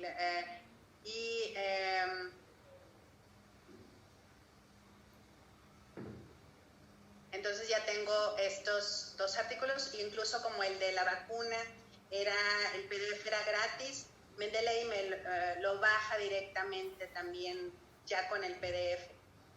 Y esa es una gran ventaja, ya no tienen ni siquiera que hacer, el esfuerzo de bajar los PDFs, porque ya directamente, ya aquí tienen el PDF en Mendeley y lo pueden checar directamente en Mendeley. Pueden ir incluso mientras están revisando las referencias, pueden ir escribiendo su artículo, ¿no? Y aquí está PubMed. Este es un artículo de Dermatology Staff que participa en la atención a pacientes COVID. Y aquí voy a bajar el archivo download, este archivo con la terminación NBIP. Y aquí en mis descargas voy a tener el archivo, voy a poner add files o agregar archivos. Tengo aquí mi archivo en mi folder de descargas y así de fácil ya voy a tener mi archivo en Mendeley, mi referencia en Mendeley. Ahora voy a ir, estoy buscando otro artículo sobre cáncer y COVID-19. Y entonces aquí voy a ver que cuando abro este artículo que está que está en esta revista de cáncer, ya voy a tener, ya voy a tener el acceso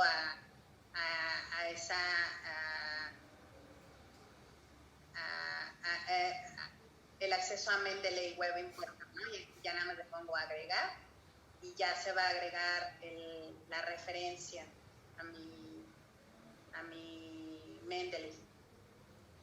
Y así voy haciendo mis referencias, ¿no? Aquí ya tengo las referencias de Lancet, las referencias las referencias que tengo que bajé sobre cáncer, y poco a poco voy armando, aquí está ya la de cáncer, voy armando mis referencias, voy armando mi biblioteca de referencias, ¿no? Puedo hacer anotaciones, puedo subrayar en amarillo todas las referencias. Y una cosa muy útil que les quiero mostrar es, perdón, me voy a acercar un poquito. Este archivo lo estoy jalando a Mendeley y así nada más, jalar y llevar aquí al escritorio de Mendeley, así lo suelto y ya voy a tener mi archivo ahí. Aquí está ya. Este archivo es el que jalé de mi escritorio o de cualquier folder que tengan en su computadora, y aquí ya puedo ver el PDF y automáticamente Mendeley agrega los datos principales del archivo, del artículo, el año de publicación, el volumen, el DOI, el URL, todos los datos sobre el artículo van a estar ahí. Entonces automáticamente puedo hacer un escrito y poner mis referencias de una manera muy, muy fácil. Ya este artículo lo puedo usar para referencia. Entonces, como ven, es muy útil Mendeley. Y aquí nada más rápidamente les quiero mostrar cómo se puede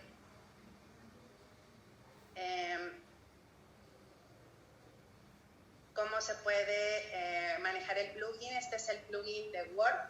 Está aquí en Word, lo van a encontrar en sus referencias. Aquí en referencias está insertar cita de Mendeley. Aquí tenemos nuestro mismo ejemplo de escrito de nuestra introducción de la tesis. La pandemia por la enfermedad causada por el coronavirus ha sido devastadora en todo el mundo. Entonces aquí vamos a usar nuestro estilo Vancouver y vamos a agregar una referencia. Nos colocamos en donde queremos insertar nuestra referencia, que esta información la sacamos de esa referencia, le ponemos Insert Citation, nos vamos a Mendeley, encontramos nuestra referencia, le ponemos Cite y nuestra referencia va a estar ahí. Vamos a agregar nada más otra referencia que habla sobre esta información que tenemos a continuación. La segunda, nos vamos a Insert Citation otra vez, a Go to Mendeley, encontramos la referencia y le ponemos Cite aquí. Y entonces ya tenemos nuestra referencia 1, nuestra referencia 2. Ahora, ¿cómo vamos a ver la bibliografía? Entonces nos vamos otra vez a referencias. Sabemos que nuestra referencia 1 sabemos cuál es, pero vamos a insertar la bibliografía porque queremos ver aquí, ¿no? Bonito, en el formato Vancouver, que es el formato que elegimos. Entonces aquí ya tenemos así de fácil, insertamos la referencia 1, 2, ya tenemos nuestra referencia, no tuvimos que escribir absolutamente nada y así de fácil ya tenemos en formato Vancouver nuestras referencias. Y entonces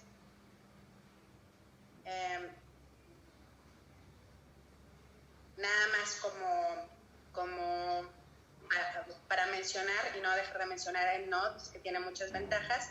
La ventaja de EndNotes es que puedes buscar las referencias directamente en EndNotes. EndNotes tiene acceso a muchos fuentes de referencias como PubMed, como muchos buscadores, ¿no?, de referencias. Entonces, prácticamente no necesitas ir a PubMed y buscar tus artículos, sino que directamente en EndNotes los puedes buscar.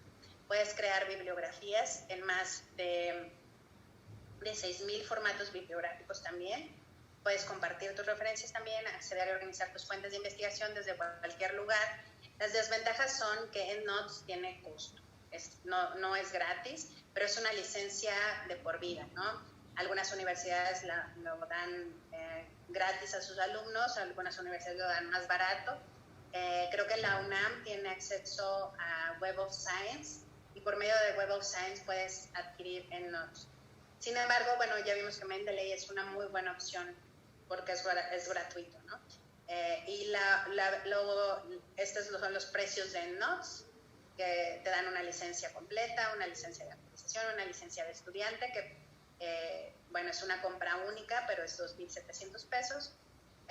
Y la diferencia aquí les estoy mostrando, la diferencia es que puedes buscar por autor, por año, por título, por muchísimos. Puedes buscar por DOI, por aquí en este menú vienen muchísimas maneras en las que puedes buscar. Y también es muy parecido a Mendeley, aquí tienes todas tus referencias, aquí tienes la principal información de tus referencias, y es muy amigable también. Puedes insertar las referencias de manera muy fácil a Word también. Y otro manejador de bibliografía es Zotero. Las ventajas de Zotero es que también es gratis, también tiene un plugin agregado al navegador como Mendeley, como vimos, que está el Mendeley Web Importer. También hay un Zotero Web Importer. Captura las referencias de fuentes online y puedes hacer notas también. Permite capturar el registro bibliográfico y el archivo adjunto asociado simultáneamente, que también lo tiene Mendeley, como vimos. Las desventajas es que Zotero tiene un espacio limitado y para conseguir más espacio llega un momento en que te dicen, bueno, paga. Entonces es gratis hasta cierto punto y es poco cómodo si no se trabaja siempre con el mismo ordenador. Entonces esa es también la ventaja de Mendeley, que puedes trabajar donde sea, ¿no? Este Zotero, si se fijan, es muy parecido a Mendeley. También le falta lo que tiene EndNotes de poder hacer las búsquedas. Y bueno, las conclusiones entonces de esta plática, para no extenderme más, es que las herramientas de software, como pueden ver, para administrar bibliografías son muy útiles. Permiten administrar tu bibliografía por proyecto, por grupo de trabajo. Permiten tener tu biblioteca, prácticamente todos tus artículos siempre contigo, ya ni los tienes que imprimir, ni poner en carpetitas, porque ya aquí los vas a poner en carpetitas en tu manejador de bibliografía. Y te ahorran principalmente, y esto es la gran ventaja que yo le encuentro, te ahorran muchísimo tiempo. Entonces, como conclusión también, por favor, desde ahora no ordenen ni organicen sus referencias manualmente, jamás. Desde ahora usen un administrador de bibliografía. Y no sé si tengan alguna pregunta, algún comentario sobre esta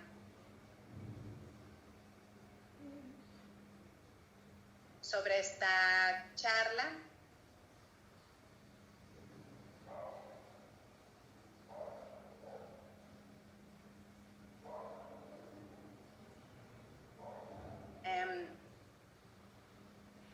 De cualquier manera, si tienen alguna pregunta, también pueden mandarme, aquí no les agregué mi mail, pero ahorita se los agrego. Este es mi mail, todo minúscula. Entonces ahí pueden mandarme un mail si tienen alguna duda. De cualquier manera, la tarea va a ser, ¿sí? La tarea va a ser relacionada a eso. Vamos a hacer las conclusiones del día y les voy a explicar sobre la tarea un poquitito, ¿no? No nos vamos a tardar ya más. Las conclusiones del día de este curso de Principios Generales de Investigación Clínica son, bueno, Lo que quiero que les quede en este momento es que se pregunten si han comprendido los principios generales para elaborar la pregunta de investigación, que espero que sí, si han comprendido los principios generales de búsqueda de referencias bibliográficas que nos explicó la doctora Iris Colunga, que espero que sí, si saben que es ahora y tienen así bien presente el formato y estrategia PICO que nos explicó la doctora Villaya para elaborar una pregunta de investigación, y si se sienten capaces para buscar con estas herramientas y con estos temas que les hemos dado el día de hoy, para buscar bibliografía y para manejar las referencias bibliográficas utilizando el software para administrar la bibliografía. Entonces, estos son los puntos que queremos que se lleven, porque son herramientas que vamos a usar, ¿no? Si se fijan en este esquema, les estoy presentando como el proceso para realizar investigación y para generar conocimiento científico, ¿no? El día de hoy nos enfocamos en el planteamiento del problema, en la delimitación precisa de la pregunta a investigar. Entonces es una pequeña parte que vimos hoy, pero que es muy importante. Y nos enfocamos en las herramientas que van a serles útiles para seguir todo este proceso de emisión de hipótesis, de diseñar su estudio, de analizar sus resultados, de comunicar sus resultados. Y todo este proceso vamos paso a paso, ¿no? Aquí hoy vimos este paso. La tarea va a ser, van a establecer su pregunta de investigación, pueden usar la pregunta de su tema de tesis de especialidad con toda la confianza, van a aplicar estrategia PICO en su pregunta, como se los mostró la doctora Villaya, y van a buscar 5 artículos en la literatura. Ponemos poquitos porque no queremos que se agobien con esta tarea, pero que sea útil, que hagan el ejercicio. Buscar 5 artículos en la literatura relacionados a su pregunta, que sientan que les va a ayudar para la introducción de su tesis, por ejemplo.